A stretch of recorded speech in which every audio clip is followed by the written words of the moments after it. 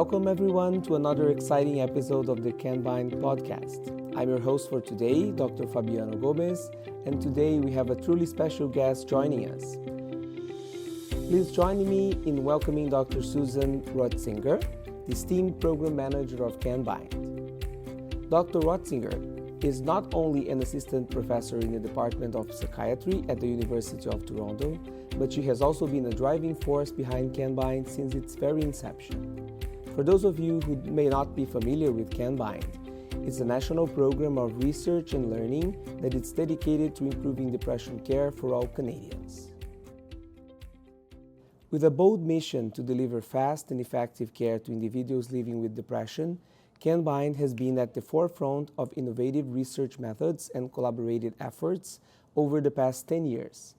Today, we'll dive deep into the fascinating world of CanBind with Dr. Rotzinger herself. Dr. Rotzinger, Susan, our dear Susan, thank you so much for joining us today. We're thrilled to have you here. Can you tell us a bit more about yourself and what things you're doing before you joined CanBind? Sure. Thanks very much, Dr. Gomez, for having me here and giving me the opportunity to speak about CanBind. Before I joined CanBind, I've always been involved in neuroscience research. I did a PhD in neuroscience and psychiatry at the University of Alberta with Dr. Glenn Baker, and he was a fantastic mentor, so I really learned a lot about basic lab science and psychiatry as well. And then I did a postdoc in Toronto at the University of Toronto with Dr. Franco Vaccarino, doing again basic lab science. But at that time, he was speaking with Dr. Sidney Kennedy a lot about the idea of a biomarker discovery network. And along with CanMat, the Canadian Network for Mood and Anxiety Treatments, they had really been thinking that they wanted to develop this biomarker network. So I had the good fortune of being in the right place at the right time around 2009 when I started working with Dr. Kennedy. That's great. So you were a hardcore neuroscientist, Susan. That's amazing. And can you tell us a bit about how CanBind came to be? What was CanBind? How the idea came out? Yeah, so it was a good time for a number of things that came together. So I mentioned CanMat. They are a national network focusing on developing guidelines and providing education for healthcare providers and the public. But they were also thinking at the same time about a biomarker network. And in the field, it was recognized that we really needed biomarkers to help guide treatment selections. There are a lot of good treatments that work for people, but it's hard to know which treatment is right for which individual person. So the thought was to develop this biomarker network. And at the same time, a great funding opportunity came along through the Ontario Brain Institute, and they were looking to bring together groups of researchers, community partners, and industry partners to form these integrated discovery programs to help accelerate discovery, innovation, economic growth, and really ultimately help patient care. So we applied for this, and that was in 2011. We got a little bit of funding at the start, and then in 2013, we were fully funded for the first 5 years of CanBind. So Susan, how is the CanBind group organized? So we have quite a large executive team where we have one representative from each of the institutions that's involved with CanBind, and we also have a leader for each platform. So we have different data platforms. We have the clinical research platform, neuroimaging, EEG, molecular, knowledge translation, and now we have a new digital health platform as well. So each of those platforms has a lead and different personnel who work within that data platform. That's great. And I'm interested in the knowledge translation platform too, because that's when you usually get the translation. And so how does that knowledge translation platform works? Yeah, so we've been very fortunate to have Dr. Sagar Parikh with CanBind since the beginning, and he's also working with CanMat since the beginning. And he really has an expertise and a passion for knowledge translation. So he brought to CanBind different methods of sharing this knowledge through, could be conferences. We've organized several international conferences. We have continuing medical education events. We have public education events with community partners. We also have knowledge products such as podcasts, videos, newsletters, pieces on our website about research findings in plain language. And I think one of the highlights of the knowledge translation platform was the Choice D guide. And this was a guide created by and for people with lived experience to translate the professional CanMat treatment guidelines into a more understandable lay version that people can use and discuss their treatment options with their healthcare provider. That's amazing. All these products, they're all available on the CanBind website. Yes, that's right. So I definitely encourage people to go and to look at that. That's great. And one important issue when we are thinking about those collaborations and partnerships is usually funding, right? Yes. And it seems like there was an opportunity for some funding, right? Yes, that's the biggest part of any research endeavor, is trying to raise the research funds. So it really was the Ontario Brain Institute, or OBI, that helped to launch us. And we also had to have funding partners for that opportunity. It was a grant that required matched funds be brought to the table. So we've had industry partnerships, and each of the investigators who are involved in CanBind also bring some of their own research funds, some funding from their institutions. So it's been really a collaborative effort.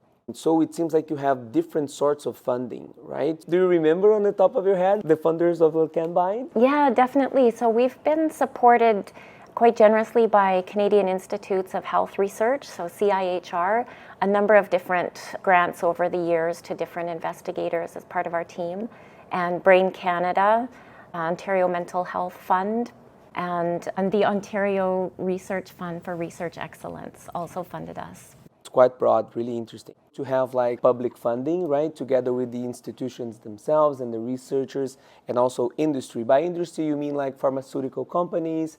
Any controversies about like bringing money from drug companies? Yeah, there is the perception, and we have to be very careful, that they are completely unrestricted funds and that this is completely investigator-driven research, that it's not influenced by the pharmaceutical company at all.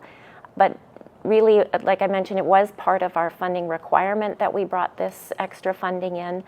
And also the scope and the expense of our research, we couldn't do it without the additional funding sources. That's interesting. Those unrestricted grants, they give the money and you can actually use the money as the program needs and in the interest of the program itself. That's right? correct, yeah. That's great, yeah. That's great.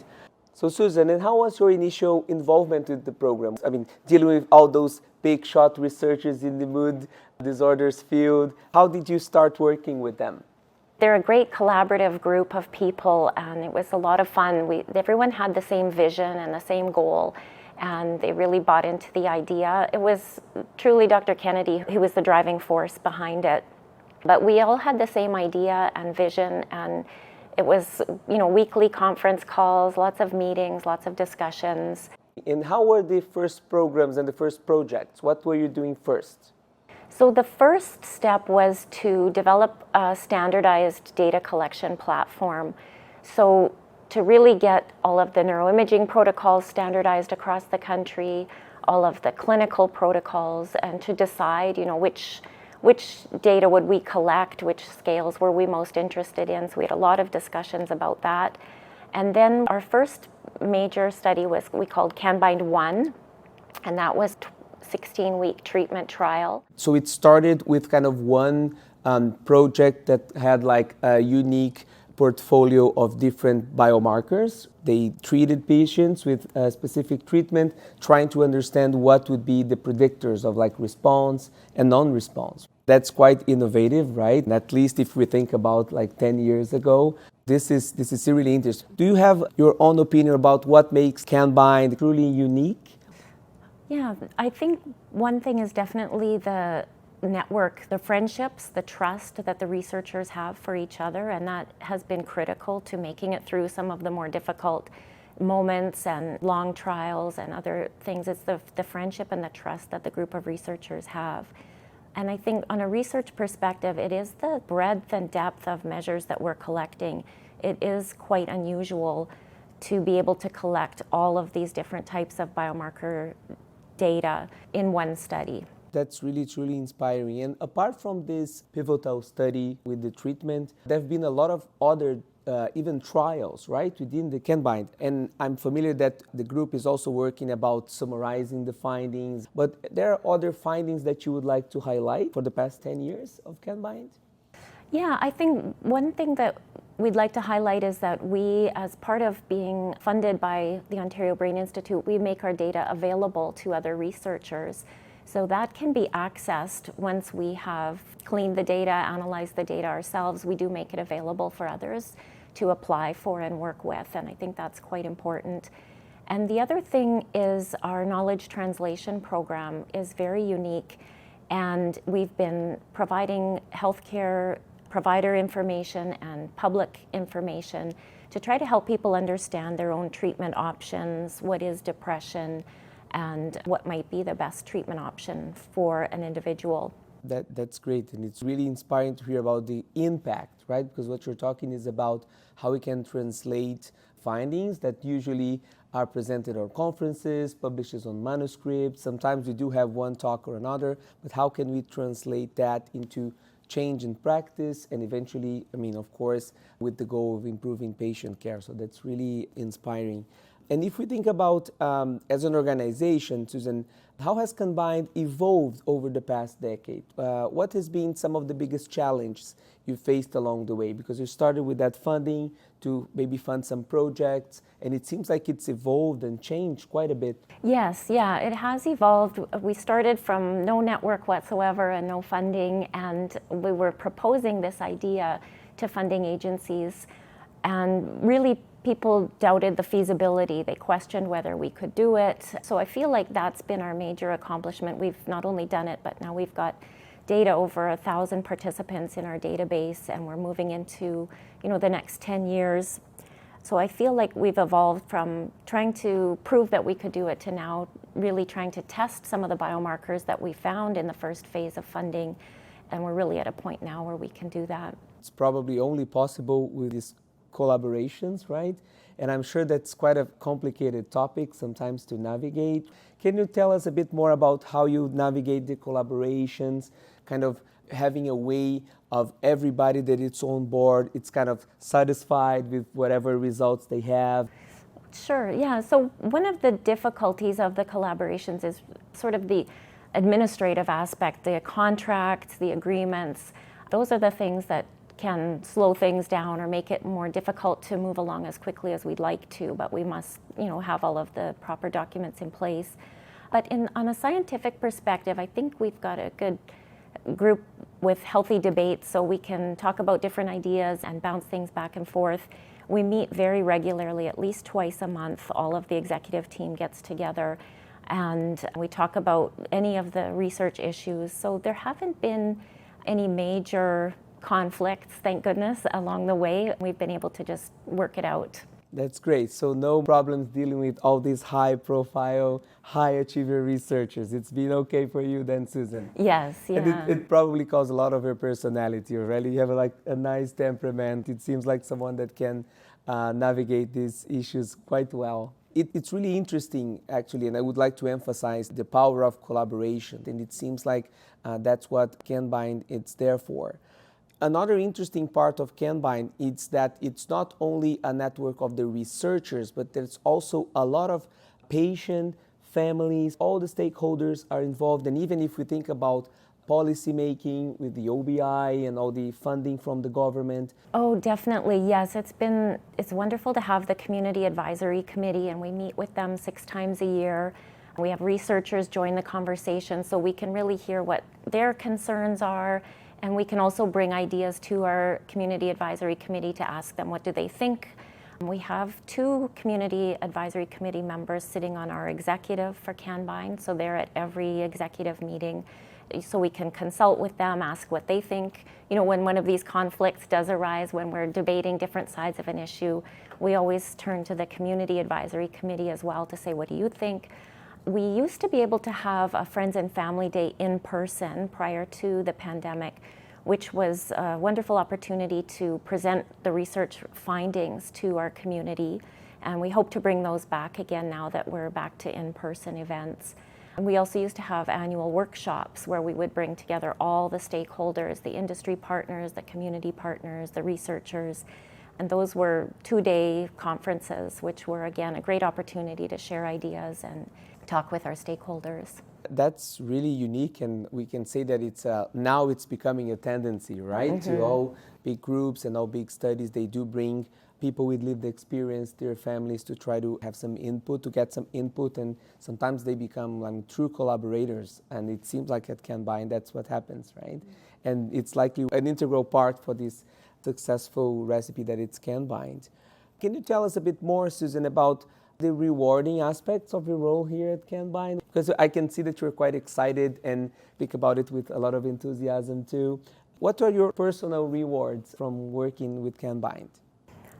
For me, it's such a wonderful opportunity to be able to be part of this network and working with the scientists and the investigators and the community partners. It's such a dedicated group, and we've really seen such an evolution, like we were talking about earlier, about from the early days of thinking about this was a good idea till now we've actually found biomarkers and we're testing them. And I'm really fortunate to be able to work with the group of people that I do work with.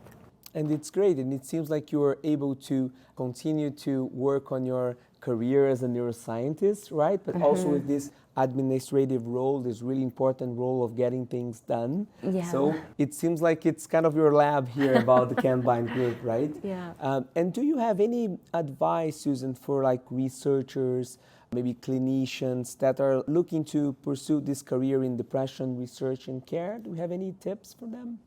I think to reach out to the researchers, to the organizations. We're always happy to speak with people and collaborate.